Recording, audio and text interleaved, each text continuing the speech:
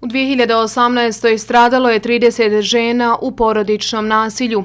U Sandžaku je protekle godine aktivno rađeno na prevenciji i suzbijanju nasilja, a najviše su se isticale izvršna direktorica nevladine organizacije DAMAD i ženska mreža Stranke pravde i pomirenja.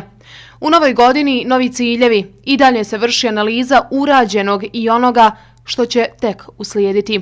Predsjednica ženske mreže Stranke pravde i pomirenja naglasila da svaki pojedinac treba dati svoj doprinos u spriječavanju svakog oblika nasilja. Svako od nas kao pojedinac može učiniti mnogo, ali se problem može iskorijeniti i raditi samo sistemski i institucionalno.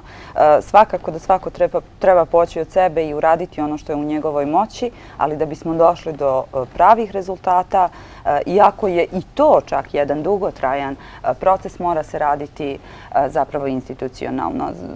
Jeste, tačno je da je postignut, da kažemo, taj neki minimum konsenzusa, ono što nama jako često nedostaje, a što bi trebalo da bude na nekom većem nivou, jeste ta ženska solidarnost, gdje zapravo bismo trebali razumjeti jedna drugu, jer nasilje nema političku stranku, nasilje nema ime, nasilje nema čak, ajde da kažemo, pol, ali uslovno svakako rečeno, i ono se dešava bez obzira na te neke određene klasifikacije. Izvršna direktorica nevladine organizacije DAMAD istakla aspekte koji se odnose na društvene promjene.